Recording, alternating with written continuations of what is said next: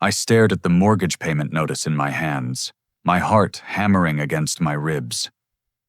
$440,000. The envelope was addressed to me, Derick Johnson, at my Denver apartment. But I had never bought a house, never applied for a mortgage, never even looked at real estate listings. My hands trembled as I dialed the mortgage company. The representative confirmed my social security number, my full name, my employment history at Morrison Engineering. The property address was in my hometown of Millbrook, Ohio, 2 states away. As she read back the signature date, something clicked. 3 months ago, my cousin's wedding weekend. When my family had access to all my personal documents, the drive from Denver to Millbrook felt like the longest 8 hours of my life.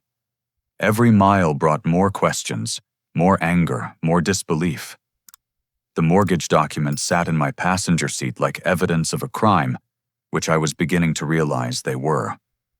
My engineering mind tried to make sense of it all, but nothing about this situation followed any logical pattern I could understand. When I finally reached the address listed on the mortgage papers, my stomach dropped. It was a beautiful 2-story colonial with cream siding and burgundy shutters sitting on what looked like half an acre. A perfectly manicured lawn stretched out front, and there was a wooden swing set in the backyard. A red "Sold" sign still stood proudly in the front yard, and I could see curtains hanging in the windows. This was definitely not my house.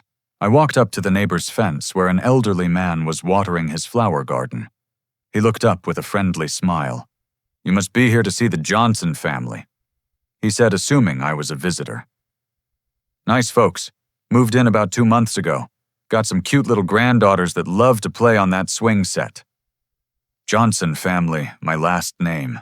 My blood ran cold. "Do you know their first names?" I asked, trying to keep my voice steady. "Robert and Linda, I think. And their daughter Amanda lives there too with her husband and the twins. Real nice people. Robert mentioned his son is an engineer out in Colorado. Must be successful to help his family get such a nice place." The pieces were falling into place, and I felt sick to my stomach. I thanked the neighbor and drove straight to my parents' old house across town. My hands were shaking so badly I could barely grip the steering wheel. The house I grew up in looked smaller than I remembered, with peeling paint and a front yard that needed serious attention. Dad's old pickup truck was in the driveway, but it looked different somehow. Newer. When I knocked on the front door, I heard shuffling inside before my mother's voice called out. "Just a minute, honey." The door opened, and my mother Linda stood there in her floral housecoat, her graying hair pulled back in a ponytail. When she saw me, her face went white as a sheet. "Derick," she whispered. "What are you doing here? We need to talk, Mom, now." She stepped aside reluctantly, and I walked into the living room where my father Robert was sitting in his recliner reading the newspaper. When he looked up and saw me, the color drained from his face, just like it had from Mom's.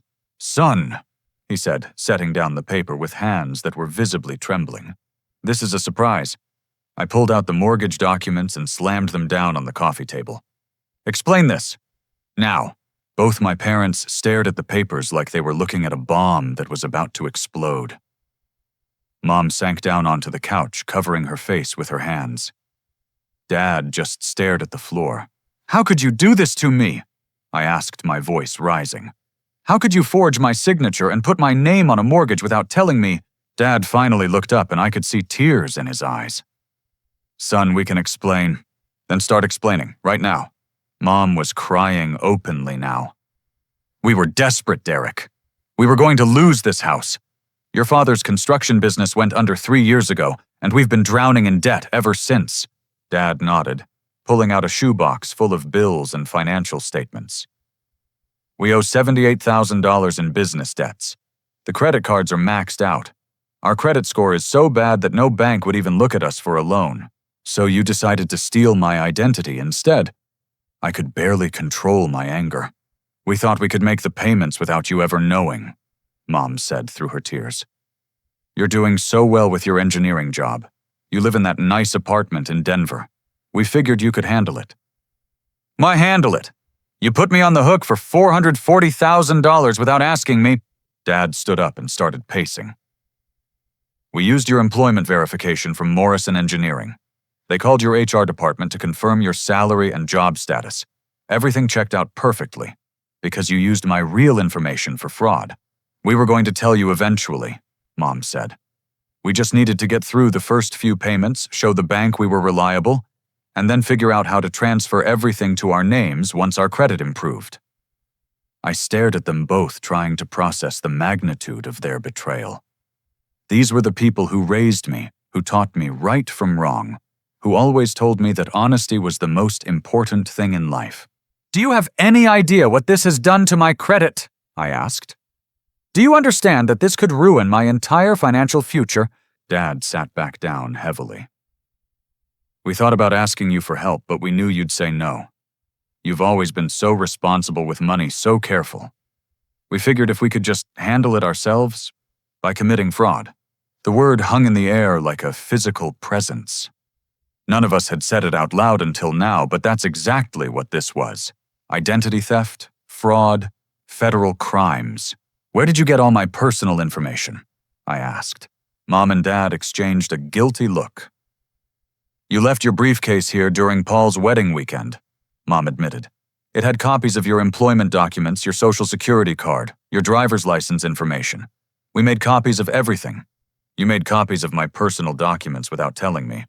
We were planning to give them back, Dad said weakly, after you committed fraud with them.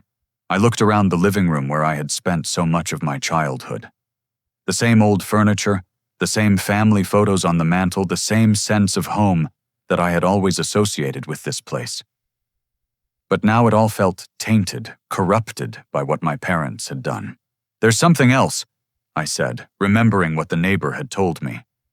Amanda is living in that house, isn't she? Another guilty look passed between my parents. The neighbor mentioned granddaughters and a swing set.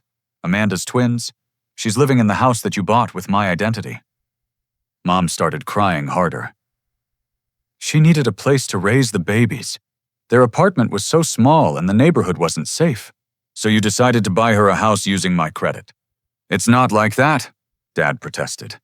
Then what is it like? Because from where I'm sitting, it looks like you stole my identity to buy my sister her dream home. The silence in the room was deafening. I could hear the old grandfather clock in the hallway ticking away, the seconds marking time, while my entire understanding of my family crumbled around me. Finally, I stood up. I need to see Amanda. I need to hear this from her. Derick, please, Mom begged. Don't be angry with her. She didn't know we were going to do this.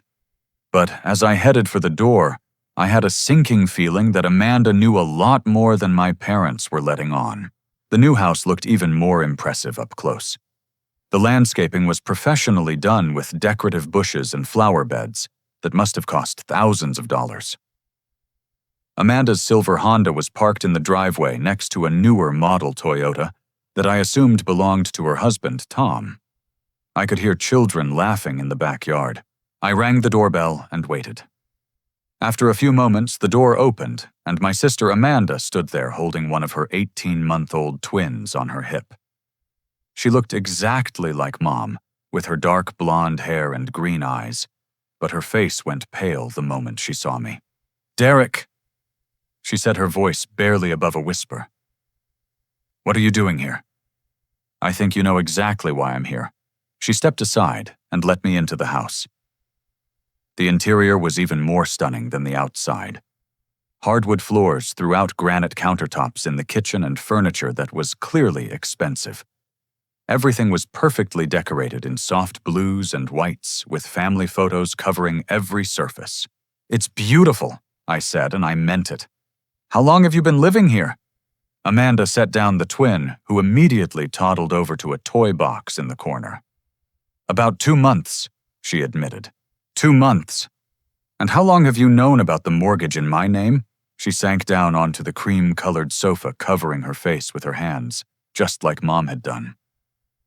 I knew from the beginning. The words hit me like a physical blow. You knew they were using my identity to buy you this house. It wasn't supposed to happen like this, she said, starting to cry.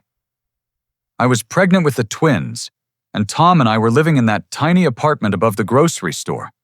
The walls were so thin we could hear our neighbors fighting every night. There was mold in the bathroom that kept making me sick. So you asked Mom and Dad to help you buy a house. I asked them for help with a down payment. Just a few $1,000s so we could qualify for our own mortgage. But when they looked into it, they realized that Tom's teaching salary wasn't enough to qualify for anything decent. I looked around the living room again. And this qualified as decent. The school district here is amazing. The twins will be able to go to Millbrook Elementary, which has the highest test scores in the county. There's a park 3 blocks away, and the neighborhood is so safe that kids ride their bikes without supervision. Amanda, this is a $440,000 house. Tom teaches 5th grade. His salary is maybe $45,000 a year. How did you think you were going to afford this? She wiped her eyes with a tissue. Mom and Dad said you were doing really well in Denver. They said your engineering salary was over $100,000 a year, and since you're single with no kids, you could easily handle the mortgage payments. They told you I made over $100,000 a year. Don't you? I make $68,000 a year, Amanda, and I have student loans and rent and my own expenses. I can't afford a mortgage payment on top of everything else. Her face crumpled. I didn't know. They made it sound like you were wealthy. Even if I was wealthy, that doesn't give you the right to put my name on a mortgage without asking me. She stood up and walked over to the window that looked out onto the backyard. Come here, she said. I want to show you something. I followed her to the window. Outside, I could see a beautiful wooden swing set with a slide and monkey bars. The other twin was out there with a man I assumed was Tom pushing her on one of the swings. The little girl was giggling with pure joy. That's Sophie, Amanda said. And that's her sister Emma playing with the toys inside. They've never had a yard to play in before. They've never had their own rooms. Look at how happy she is. I watched Sophie swinging back and forth, her tiny legs kicking with excitement. It was impossible not to smile at her innocent joy. I know what we did was wrong, Amanda continued. But I was desperate, Derick. I was bringing 2 babies into the world and I wanted them to have everything I didn't have growing up. What do you mean everything you didn't have growing up? We had a perfectly fine childhood. She turned to face me. Did we? Do you remember how Dad was always stressed about money? How Mom used to cry when she thought we weren't looking because she couldn't afford to buy us new school clothes? How we ate mac and cheese for dinner 4 nights a week because it was all they could afford? I did remember those things. I had just never thought of our childhood as deprived. I didn't want my daughters to grow up like that, Amanda said. I wanted them to have stability and security and a beautiful home where they could invite friends over without being embarrassed. But Amanda, this isn't your home. It's built on fraud. Don't you understand that? Before she could answer, the back door opened, and Tom walked in carrying Sophie. He was a tall, thin man with brown hair and glasses, wearing jeans and a Millbrook Elementary t-shirt. When he saw me, he smiled warmly. You must be Derick, he said, extending his hand. I've heard so much about you. Thank you so much for helping us get this place. Amanda talks about your generosity all the time. I stared at him. My generosity? Tom's smile faltered as he looked back and forth between Amanda and me. The co-signing? For the mortgage? Amanda said you were helping us buy the house. Tom, Amanda said quietly. Derick didn't exactly co-sign willingly. The confusion on Tom's face was painful to watch. What do you mean? I pulled out the mortgage documents again. I mean, I never signed anything. I never agreed to help you buy this house. I found out about it when I received a mortgage payment notice in the mail 3 days ago. Tom set Sophie down and took the papers from my hand. As he read through them, his face went from confused to shocked to horrified. Amanda, he said, his voice shaking. Tell me you didn't know about this. My sister started crying again. I knew. I signed papers as a witness to his signature. You witnessed a forged signature. I thought it would be okay. I thought he wouldn't mind helping family. Tom sank into a chair, staring at the papers. This is fraud, identity theft. These are federal crimes, Amanda. I know, she whispered. Do you know what this means? We could lose the house. I could lose my teaching license. We could go to prison. I looked around the beautiful living room with its expensive furniture and family photos, and children's toys scattered across the floor. The monthly payment on this mortgage was probably more than my rent. They were living a lifestyle they couldn't afford, built on a foundation of lies and stolen identity. "The monthly payment is $3,400, I said. "How are you planning to make those payments?" Amanda wiped her nose with another tissue. "Mom and Dad said they would handle it for the first year, until Tom could get a raise or find a better job. With what money Dad's business went under, they're drowning in debt. They said you could handle it. They said I could handle it without asking me if I wanted to handle it." Tom was still staring at the mortgage papers. "I can't believe this. I thought your brother was just being incredibly generous. I was planning to write you a thank you letter. The whole situation was so surreal, I almost wanted to laugh.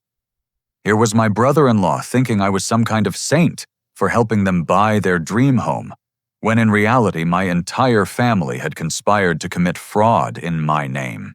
I need to think about this," I said, heading towards the door. "I need to figure out what I'm going to do." Amanda followed me. "Derick, please, don't do anything rash. Just give us some time to figure this out. Time to figure out how to pay for a house you can't afford that you bought with my stolen identity." "Please," she begged. "Think about the girls. Think about what this would do to them." I looked back at the living room where Emma was playing with blocks on the floor, and Sophie was snuggled up with Tom, who was reading her a picture book. They were innocent in all of this. They had no idea their beautiful home was built on a crime. But I also thought about my own future, my own credit, my own financial security that had been put at risk without my knowledge or consent. "I'm going to freeze the loan," I said. "First thing tomorrow morning, I'm calling the mortgage company and putting a fraud alert on the account." Amanda's face went white. "What does that mean?" "It means no more payments can be made until this gets sorted out. It means the bank is going to investigate. It means everyone involved in this fraud is going to have to face the consequences." "Derick, no, please." But I was already walking toward my car. I had given my family the benefit of the doubt when I thought this was just my parents acting out of desperation. But knowing that Amanda was fully aware and complicit in the fraud changed everything. As I drove away from the house, I could see Amanda standing in the doorway crying. Part of me felt terrible for what I was about to do to her and the twins, but a bigger part of me was angry that it had taken this long for anyone in my family to consider how their actions might affect me. 2 days after I froze the mortgage loan, my phone rang at 7:30 in the morning. I was getting ready for work at my apartment in Denver when an unfamiliar Ohio number showed up on my screen. "Is this Derick Johnson?" The voice was deep and authoritative, with a slight Midwestern accent. "Yes, this is Derick. Who is this?" "This is Steve Marshall. I'm the real estate agent who handled the sale of the property at 1520 Oak Ridge Drive in Millbrook. I think we need to talk." My stomach dropped. "What about—" "Mr. Johnson, I'm going to cut straight to the point. The loan freeze you initiated has triggered a full fraud investigation by the mortgage company, and what they found is much bigger than just this one house." I sat down on my couch, feeling dizzy. "What do you mean?" "Can you meet me today? I'm driving to Denver this afternoon on another matter, and I think this conversation needs to happen face to face. I'm at work until 5. I'll meet you wherever you want at 6. This can't wait." We agreed to meet at a coffee shop near my apartment. I spent the entire day at Morrison Engineering, unable to concentrate on anything. My co-workers kept asking if I was feeling okay, because I looked like I'd seen a ghost. Steve Marshall turned out to be a heavyset man in his 50s, with graying hair and a serious expression. He was wearing a navy blue suit and carrying a leather briefcase that looked expensive. When he sat down across from me, he didn't waste any time with small talk. "Mr. Johnson, I owe you an apology," he said, opening his briefcase and pulling out a thick folder. "I should have insisted on your physical presence during the signing process, but your family was very convincing about why you couldn't be there." "What did they tell you?" "They said you were traveling for work on an engineering project in Alaska. No cell phone coverage, no way to get back for the signing. Your father had power of attorney to sign on your behalf." I felt my anger rising.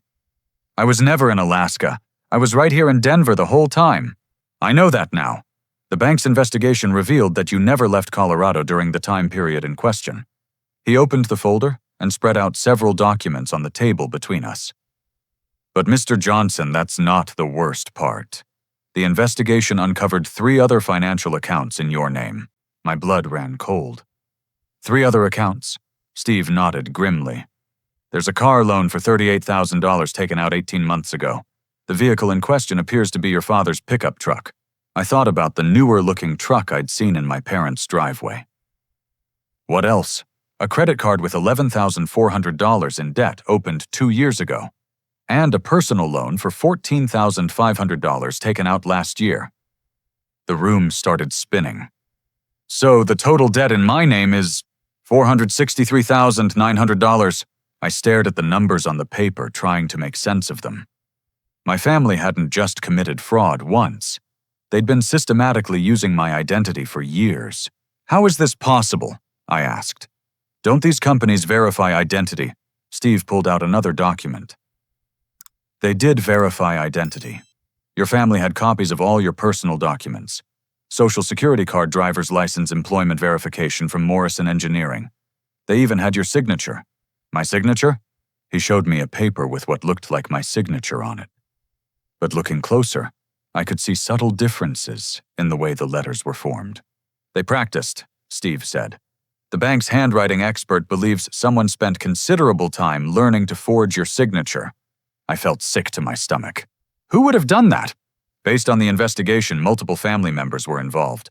Your father appears to have done most of the actual signing, but your uncle Gary helped coordinate some of the documentation. Your cousin Paul answered phone calls from creditors pretending to be you. Paul impersonated me, multiple times.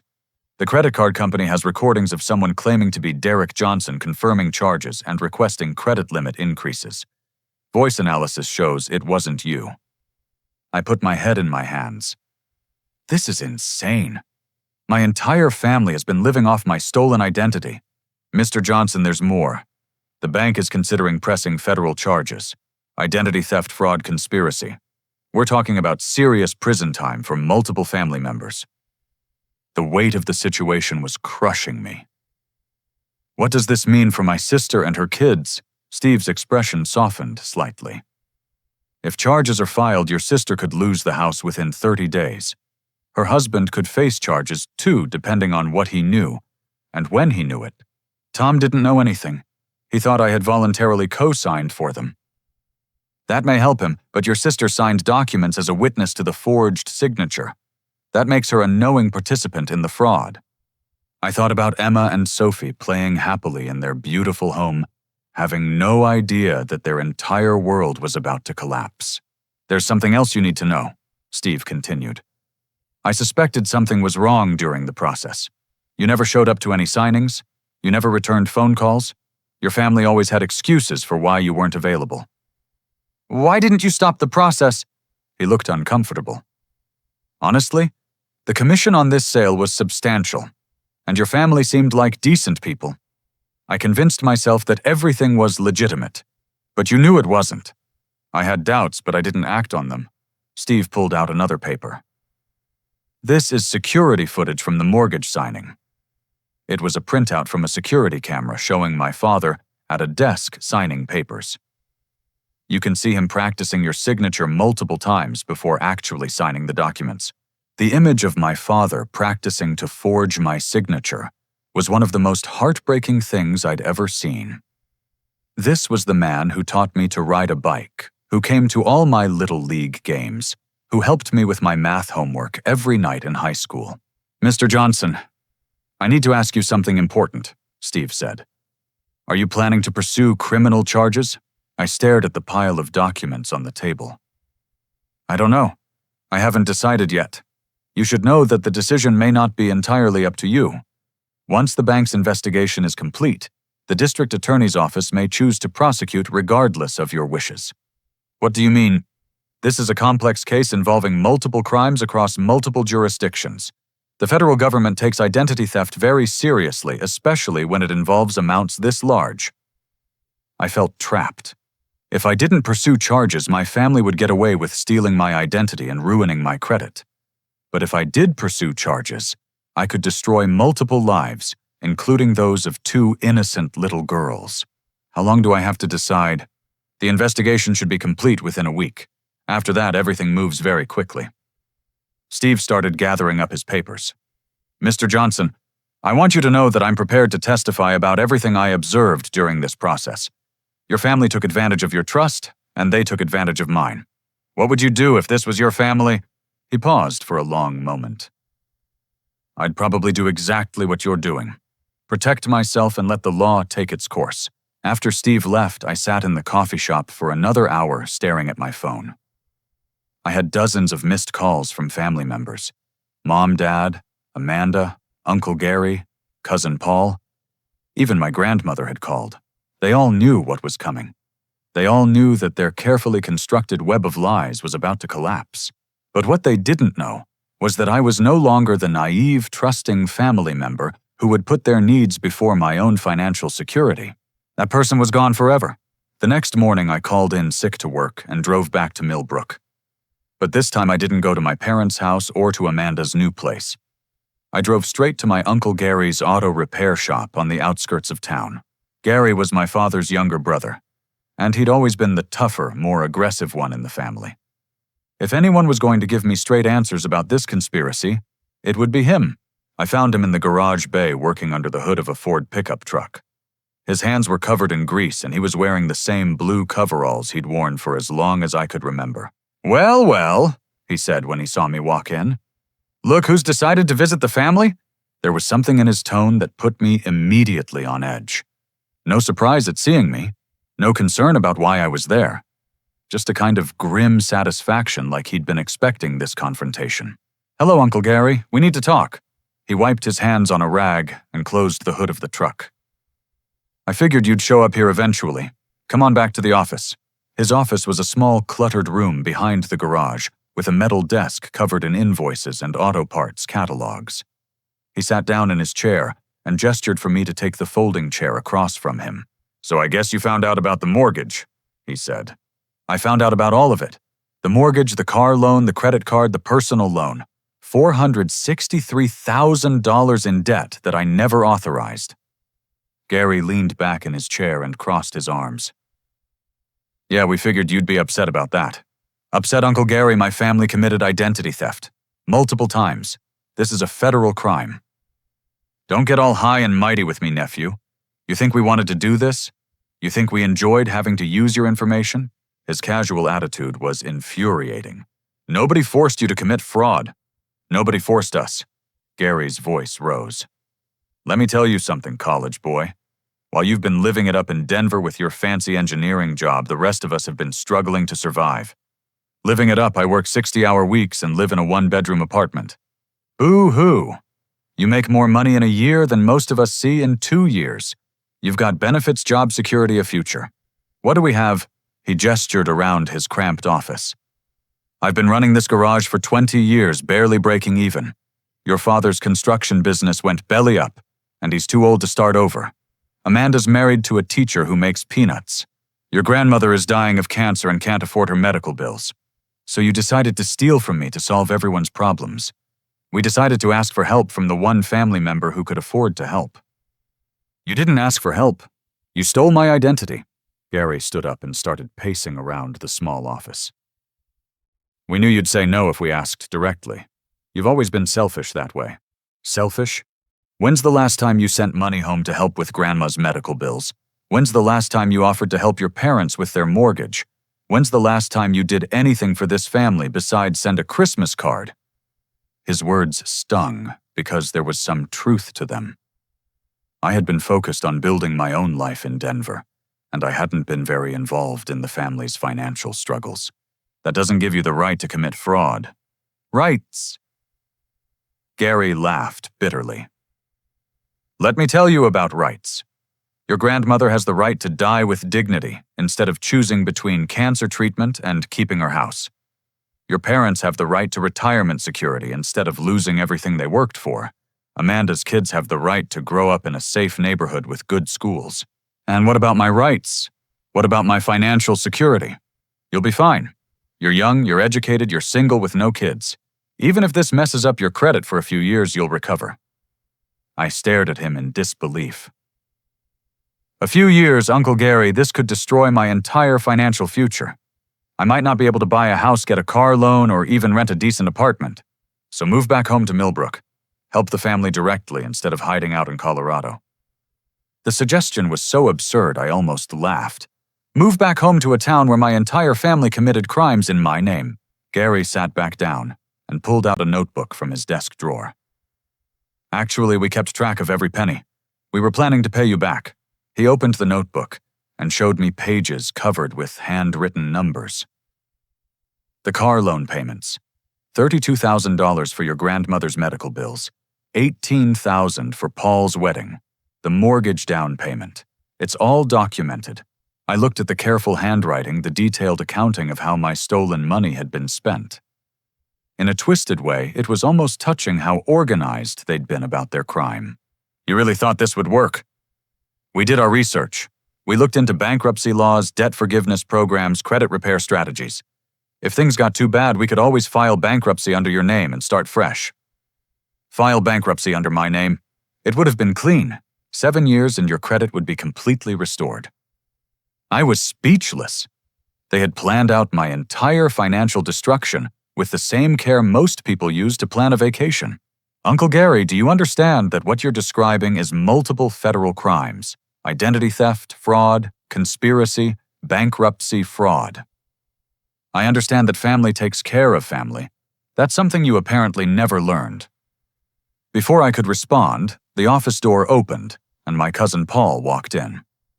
He was wearing jeans and a Millbrook High School football t-shirt, and he looked nervous when he saw me. Gary, I saw Derick's car outside. I figured... He stopped when he saw the notebook open on the desk. Paul, I said. Just the person I wanted to see. Derick, look, I can explain about the phone calls.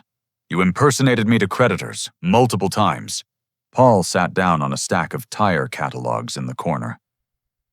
I was just trying to help keep everything running smoothly. When creditors called asking questions, somebody had to answer them. Somebody named Derick Johnson. I practiced your voice. I listened to old voicemails you left for Grandma, studied your speech patterns. I think I did a pretty good job. The casual way he described identity theft was surreal. Paul, you could go to prison for this. Come on, cuz. We're family. You're not going to press charges against family. Why not? Both Gary and Paul looked at me like I'd just suggested burning down the church. Because that's not what family does, Gary said. Family protects each other. Family also doesn't steal from each other. We didn't steal from you, Paul protested. We borrowed from you. There's a difference. Without asking permission. Because we knew you'd say no. So you made the decision for me. Gary closed the notebook and put it back in his desk drawer. Derick, let me ask you something. If you press charges against us, what happens to your grandmother? What happens to Amanda's kids? What happens to this family? That's not my responsibility. The hell it isn't. You're part of this family whether you like it or not. I stood up to leave. Not anymore. What's that supposed to mean? It means that as of right now, I'm done with all of you. You want to talk about family loyalty? You burned that bridge when you decided to commit crimes in my name. Gary stood up too, and for a moment I thought he might try to physically stop me from leaving. You walk out that door, and there's no coming back. Good. Maybe I should have walked out years ago. Paul jumped up from his tire catalog seat. Derick, wait. Before you do anything drastic, there's something else you need to know. What now? He looked at Gary, who nodded reluctantly. Grandma and Grandpa are involved too. They used some of the money for medical bills, but they also helped coordinate some of the paperwork. Grandma and Grandpa? Grandpa Frank helped Gary get copies of your employment records from Morrison Engineering. He has a friend who works in HR. I felt like I'd been punched in the stomach. My grandparents, who had always been the moral center of our family, were part of this conspiracy too. How many people were involved in this? Gary and Paul looked at each other. Pretty much everyone, Gary admitted. Except Tom. He really didn't know anything until you showed up. I walked toward the door, then stopped and turned back. You know what the worst part is? If you had just asked me for help, I probably would have said yes. Not for everything, but I would have helped with Grandma's medical bills. I would have helped my parents avoid foreclosure. I might even have helped Amanda with a down payment on a reasonable house. But you would have wanted control, Gary said. You would have wanted to manage everything, tell us what we could and couldn't do with the money. Because it would have been my money. Exactly. And we didn't want to be dependent on your charity. So instead, you decided to steal from me and make me dependent on your crimes. I walked out of the garage and got in my car. As I drove away, I could see Gary and Paul standing in the doorway watching me leave. For the first time in my life, I felt completely alone in the world. But I also felt something else I hadn't expected. Relief. The next morning, I called the best attorney I could find in Denver, who specialized in identity theft cases. Jennifer Walsh had been recommended by 3 different people when I explained my situation, and her office was able to see me that same afternoon. Jennifer turned out to be a sharp woman in her 40s, with short red hair and an all-business attitude. Her office was filled with law books and case files, and when I told her my story, she took detailed notes on a yellow legal pad. Mr. Johnson, she said when I finished explaining everything. I want you to understand something important. Under federal law, all assets purchased with fraudulent accounts legally belong to the victim of the identity theft. What does that mean exactly? It means you can claim legal ownership of the house, the truck, and anything else purchased with the fraudulent loans.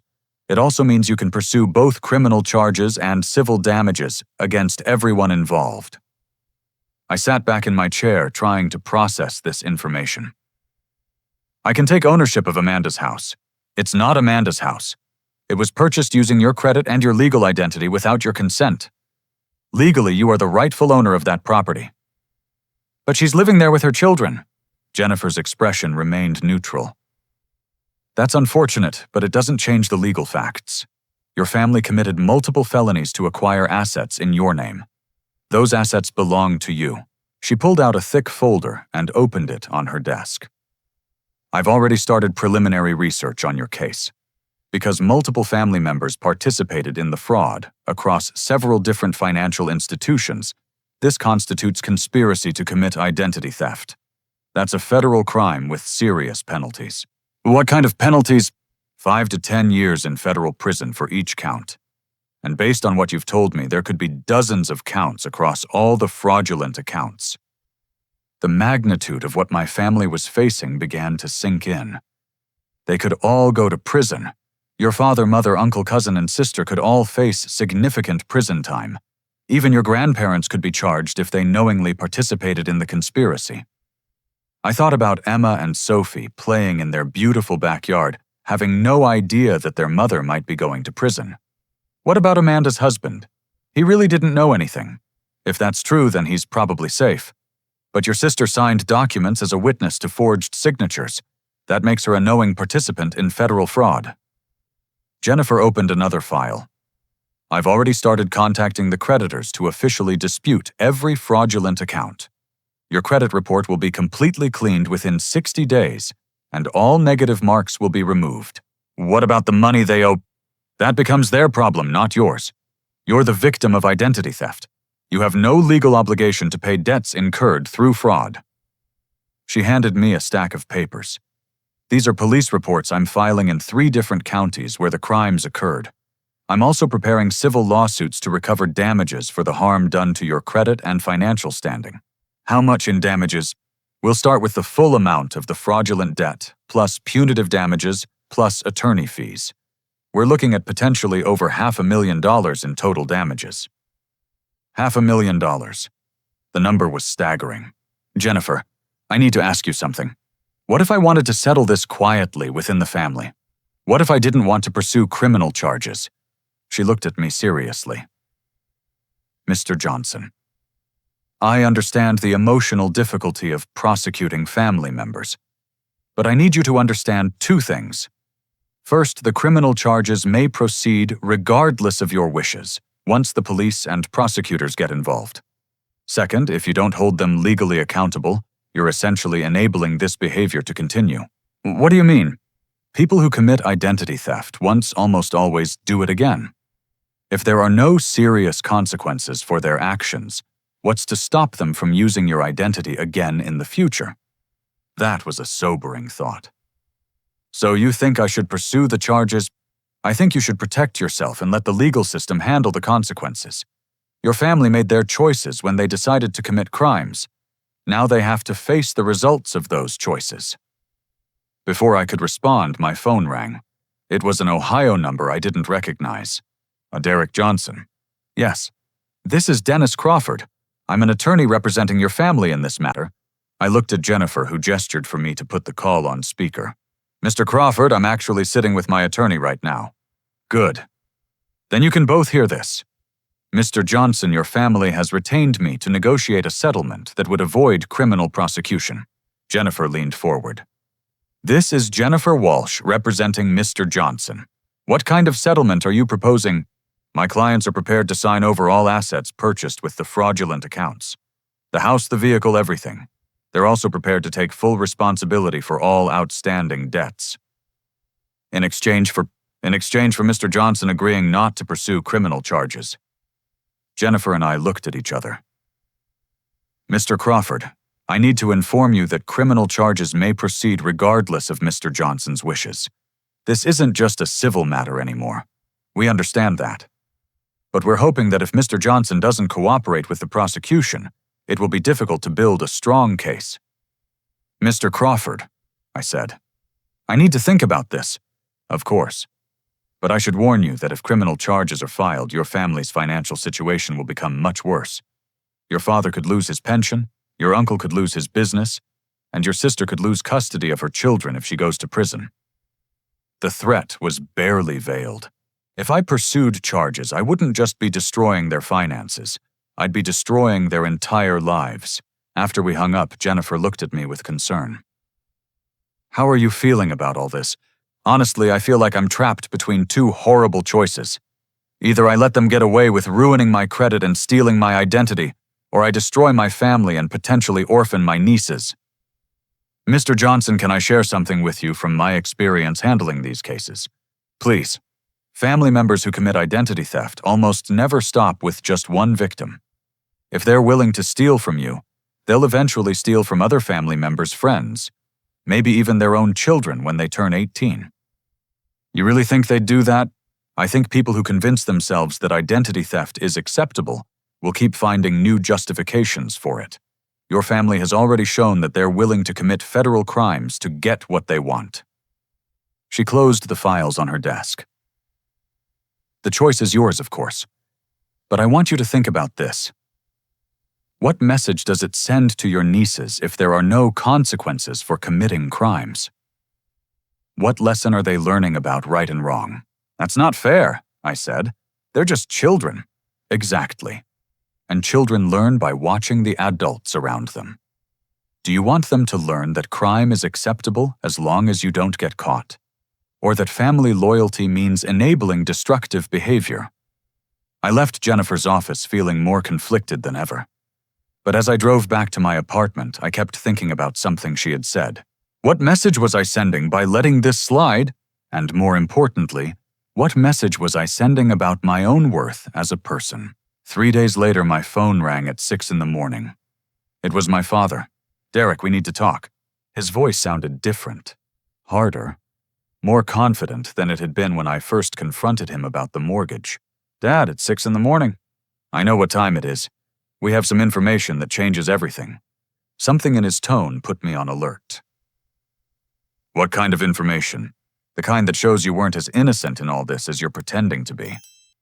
I sat up in bed, fully awake now. What are you talking about? I'm talking about evidence that you knew about these transactions all along. I'm talking about recorded phone conversations and text messages that show you approved everything we did. My blood ran cold. Dad, that's impossible. Is it, then, explain these recordings we have of you agreeing to co-sign for the mortgage? Explain these text messages where you tell Amanda you're happy to help her get her dream home. There are no such recordings or text messages because those conversations never happened. Then how do you explain this? I heard a scratchy recording playing in the background. It was definitely a male voice, and it sounded similar to mine saying, "Sure, Dad, I'll co-sign for Amanda's mortgage. I want to help her and the twins get a good start." Dad, that's not me. Voice analysis says otherwise. The voice analysis. You had voice analysis done. We hired a private investigator, Derick. We're not going down without a fight. I got out of bed and started pacing around my apartment. A private investigator? With what money? We mortgaged your grandparents' house to pay for legal defense. This family is not going to prison because you decided to get vindictive. I decided to get vindictive. You stole my identity. And we have evidence that you approved it. Evidence that we'll present in court if you try to prosecute us. After I hung up, I immediately called Jennifer Walsh. Even though it was early, she answered on the second ring.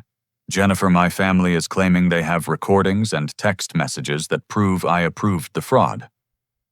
Can you meet me at my office in an hour?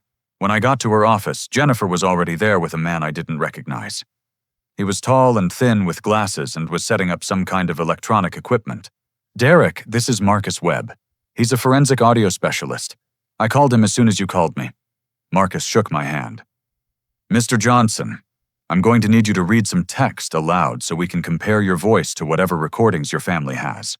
After I read several paragraphs into Marcus's recording equipment, Jennifer's phone rang. It was Dennis Crawford, the family's attorney. Ms. Walsh, I'm sending over the evidence we discussed. Audio recordings, text message screenshots, and signed documents that prove your client was fully aware of and approved all the transactions in question. The files came through email within minutes. Marcus immediately loaded the audio into his analysis software, while Jennifer and I looked at the text message screenshots. These are obviously fake, I said, looking at text messages supposedly from my phone number agreeing to various loans and purchases. I never sent any of these texts. Jennifer was examining the metadata on the files. The timestamps on these text messages show them being sent at times when you were at work at Morrison Engineering. We can easily verify your alibi. Marcus looked up from his computer screen. The voice analysis is done. This recording is definitely not Mr. Johnson. How can you tell? Voice patterns are like fingerprints. The person on this recording has different vocal cord structures, different speech rhythms, and different regional accent markers. I'd estimate this person is about 5 years younger than Mr. Johnson and has spent significant time in southern Ohio. That sounds like my cousin Paul, I said. Jennifer was studying the text message files more closely. These screenshots were created using a fake message generator app. You can tell by the pixel formatting and the font spacing. Whoever made these didn't even use a real iPhone to create them. My phone rang. It was Dennis Crawford again. Mr. Crawford, Jennifer answered. We've had our experts analyze your evidence. The voice recordings are fake, the text messages are fabricated using an app, and the metadata proves none of this evidence is authentic. There was a long pause. I'll call you back. After we hung up, Marcus packed up his equipment. Ms. Walsh, you should know that creating fake evidence in a federal case is itself a federal crime. Whoever made these recordings and text messages just committed obstruction of justice. How serious is that charge? 2 to 5 years in federal prison on top of whatever charges they were already facing. Jennifer turned to me. Derick, your family just went from committing identity theft to committing evidence tampering and obstruction of justice. They've made their situation significantly worse. My phone started ringing again. This time it was Amanda. Derick, please, you have to listen to me. Amanda, I know about the fake evidence. She started crying immediately. It wasn't my idea. Paul and Gary said it would work. They said if we could prove you knew about everything, then it wouldn't be fraud anymore. Amanda, creating fake evidence is another crime. You've all made this so much worse for yourselves. I know we screwed up. But Derick, I'm pregnant again. I sat down heavily in one of Jennifer's chairs. What? I'm 3 months pregnant. If I go to prison, what happens to Emma and Sophie? What happens to this new baby? The emotional manipulation was obvious, but it still hit me hard. Amanda, that's not my fault. I'm not saying it's your fault. I'm saying we're family and family helps each other. Family doesn't steal from each other either. We were desperate. We made a mistake. But if you press charges, you're going to destroy 3 innocent children's lives. You should have thought about that before you committed fraud. She was sobbing now. Please, Derick, I'm begging you. Find a way to forgive us. I hung up and looked at Jennifer. How do I make this stop? How do I make them understand that what they did was wrong without destroying my niece's lives? Derick, I need to tell you something. The district attorney's office called me this morning. They're proceeding with criminal charges regardless of your cooperation. The fake evidence your family created convinced them that this is an organized crime operation, not just family dysfunction. What does that mean? It means the decision has been taken out of your hands. Your family is going to face federal charges whether you want them to or not. I felt a strange mixture of relief and sadness. The choice had been made for me. There's something else, Jennifer continued. Because they created fake evidence, the DA is now treating this as a conspiracy with aggravating factors. The sentences they're facing just got significantly longer. My phone buzzed with a text message from my Uncle Gary. We know where you live in Denver. Drop the charges or face the consequences. I showed the message to Jennifer. That's witness intimidation, she said, picking up her phone. I'm calling the police right now. As Jennifer made the call, I realized that my family had crossed every possible line. Identity theft fraud, evidence tampering, obstruction of justice, and now witness intimidation. They had become criminals in every sense of the word, and they had done it all while telling themselves they were just trying to help the family. 6 months later, I was sitting in my new house in a quiet neighborhood outside Denver, reading the final court documents that would close this chapter of my life forever. The criminal cases had been resolved faster than anyone expected. Once the FBI got involved and uncovered the extent of the conspiracy, my family's legal options disappeared quickly. My father, Robert, received 2 years in federal prison for identity theft conspiracy and fraud. He was currently serving his sentence at a minimum security facility about 3 hours from Millbrook. My mother, Linda, got 18 months of house arrest and 200 hours of community service along with 5 years of probation. Amanda received 2 years of probation and was required to pay $15,000 in restitution, but she avoided prison time because of her pregnancy and the fact that she had no prior criminal record. The judge had been sympathetic to the situation with her children, which I was grateful for despite everything that had happened. Uncle Gary hadn't been as fortunate. Because of his leadership role in organizing the conspiracy and his intimidating text message to me, he received 3 years in federal prison. He was appealing the sentence, but Jennifer said his chances weren't good. Cousin Paul got 2 years of probation for the identity impersonation, but the fake evidence scheme had earned him an additional 6 months in county jail, which he had just finished serving. My grandparents had avoided criminal charges due to their age and health conditions, but my grandmother Martha had passed away from cancer 3 months after the arrests. Her final letter to me was sitting on my kitchen table. Derick, she had written in her shaky handwriting. I know what we did was wrong, and I know you'll probably never forgive us. I want you to know that I was pressured by the family, but that's no excuse. I should have said no. I should have told them to ask for your help, honestly, instead of stealing from you. I hope someday you can remember the good times we had together before all this happened. Love, Grandma. I had read that letter dozens of times, and it still brought tears to my eyes. The house that had started this whole mess was now legally mine. After the criminal cases were resolved, I had sold it for $465,000, which was $25,000 more than the outstanding mortgage. After paying off the loan and covering legal fees, I had used the remaining money to pay off my student loans and put a down payment on my own home. My credit score had been fully restored to 785, which was actually higher than it had been before the fraud occurred. All the fraudulent accounts had been closed and removed from my credit report, and the creditors had written off the remaining balances as fraud losses. Tom had reached out to me several months after Amanda's sentencing. He and Amanda had divorced, but it was amicable. He had gotten custody of Emma and Sophie and was raising them as a single father, while Amanda served her probation and rebuilt her life. I want to thank you, he had said during our phone conversation. I know that sounds strange considering everything that happened, but Amanda is getting the help she needs now. She's in therapy, she's working as a nurse, and she's learning to take responsibility for her actions. None of that would have happened if you had just let this slide. He was right. As painful as it had been to watch my family face the consequences of their actions, they were all in better places now than they had been before. My parents were getting financial counseling as part of their sentences. Amanda was building an honest life for herself. Even Gary was apparently using his prison time to earn his GED. I had spent the last 6 months in therapy myself, working through the betrayal and learning to trust people again. My therapist, Dr. Rebecca Santos, had helped me understand that setting boundaries with toxic family members wasn't selfish. It was necessary for everyone's health. You didn't send your family to prison, she had explained. Their choices sent them to prison. You just refused to be complicit in covering up their crimes. Through therapy, I had also started volunteering with a financial literacy nonprofit that helped families avoid the kind of destructive debt cycles that had contributed to my family's desperation.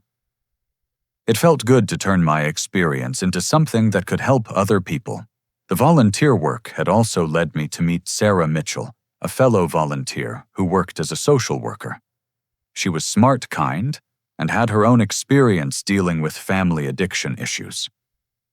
We had started dating 3 months ago, and I was learning what it felt like to be in a relationship built on honesty and mutual respect, instead of obligation and manipulation.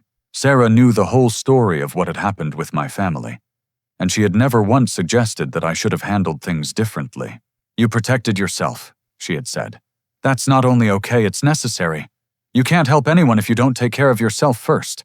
2 weeks ago, I had received a letter from Amanda. She was living in a small apartment in Millbrook, working at the county hospital, and slowly rebuilding her relationship with her daughters. She wasn't asking for forgiveness or trying to restart our relationship. She was simply acknowledging what had happened and taking responsibility for her part in it. I understand why you did what you did, she had written. I understand that we left you no choice. I hope someday we might be able to have some kind of relationship again, but I know that's up to you.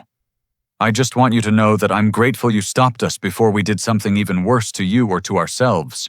I hadn't decided yet whether I wanted to respond to that letter. Jennifer had advised me to take my time and not feel pressured to rebuild relationships until I was ready. The most surprising development had been my relationship with Tom and the girls. He sent me photos and updates about Emma and Sophie regularly, and I had started sending them birthday and Christmas presents. They were too young to understand what had happened, but Tom was planning to tell them the truth when they were older. I want them to understand that their uncle is a good man who protected himself when his family tried to take advantage of him, he had said. I want them to learn that lesson before they become adults themselves. Looking back on everything that had happened, I realized that my family's betrayal had taught me some of the most important lessons of my life. I learned that family loyalty has to be mutual. Real love doesn't involve stealing, lying, or manipulating. People who truly care about you want you to succeed and be happy, not just serve their needs. I learned that enabling destructive behavior isn't kindness, it's cruelty. By allowing my family to avoid consequences, I would have been helping them continue down a path that would have ultimately destroyed them anyway. I learned that protecting yourself isn't selfish. You can't take care of other people if you don't take care of yourself first. Setting boundaries is an act of love, both for yourself and for the people whose destructive behavior you refuse to enable. Most importantly, I learned that true family is about respect, trust, and genuine care. It's not about shared DNA or childhood memories or obligation. It's about choosing to support each other's growth and happiness. My biological family had failed that test, but I was building a new kind of family with people like Sarah Tom, and the girls my friends from work, and my volunteer colleagues. These were people who cared about my well-being without expecting me to sacrifice my own security for their benefit. The house I lived in now was smaller than Amanda's dream house had been, but it was truly mine. I had earned every square foot of it honestly. The mortgage was in my name because I had chosen to put it there. The payments came from my own bank account from money I had earned through my own work. It felt good to live in a space that wasn't built on lies or stolen identity or other people's crimes. It felt good to know that every decision I made about my home, my finances, and my life was truly my own. 3 months ago, my father had called me from prison. I had been expecting the call, and I had spent a lot of time with Dr. Santos preparing for it. "I want to apologize," he had said. "Not because the lawyers told me to, but because I finally understand what we did to you." "What do you think you did to me?" "We treated you like a resource instead of a person. We made decisions about your life without including you. We put our needs ahead of your rights." It was the first time any family member had acknowledged the real nature of what they had done. "I'm glad you understand that," I had said. "I've had a lot of time to think in here, about what kind of father I was, about what I taught you and Amanda about right and wrong, about what I taught you about family." "What did you teach us?" "I taught you that family means using each other. I taught you that it's okay to take what you need without asking. I taught you that the ends justify the means." He had paused for a long time. "But you didn't learn those lessons, son. You learned that family means respecting each other. You learned that love has boundaries. You learned that doing the right thing is more important than avoiding conflict. I learned those lessons because you went to prison, Dad, not because you taught them to me." "I know, and I'm grateful that you were strong enough to teach them to yourself." I hadn't forgiven him yet, and I might never forgive him completely. But for the first time since this whole mess started, I felt like we had been honest with each other. That conversation had happened on a Tuesday evening while I was cooking dinner in my kitchen. Sarah had been there reading a book at my kitchen table while I talked. When I hung up, she had looked up at me with concern. "How do you feel?" "I feel sad," I had said, "but not angry anymore." "That's progress." "Yeah, I think it is." As I finished reading the final court documents, I realized that this experience had fundamentally changed how I thought about family loyalty, trust, and self-respect. My family's betrayal had been devastating, but it had also been clarifying. I now knew the difference between genuine love and emotional manipulation. I knew the difference between helping someone and enabling their destructive behavior. I knew the difference between family loyalty and being someone's victim. These were lessons I might never have learned if my family hadn't forced me to learn them. In a strange way, I was grateful for that knowledge, even though the price of learning it had been so high. My phone buzzed with a text from Sarah. "Movie tonight, I'll bring popcorn." I texted back, "Sounds perfect, see you at 7. I put the court documents back in their folder and filed them away in my desk drawer. That chapter of my life was officially closed. But the new chapter, the one built on honesty, respect, and healthy boundaries, was just beginning, and I was excited to see how that story would unfold. Before I wrap up, I want to ask you something that's been on my mind while telling this story. When family members cross the line from asking for help to actually committing crimes, what do you think the right response should be? Should family loyalty protect people from facing consequences for their actions, or is holding them accountable actually the most loving thing you can do? I'd love to hear your thoughts in the comments below. If this story resonated with you, please hit the like button and subscribe for more real-life stories about family trust and standing up for yourself. And if you know someone who might benefit from hearing this story, please share it with them. Thank you for listening to my story. I hope it helps you think about your own relationships and boundaries. Remember that protecting yourself isn't selfish. Sometimes it's the most important thing you can do for everyone involved. Take care, and I'll see you in the next story.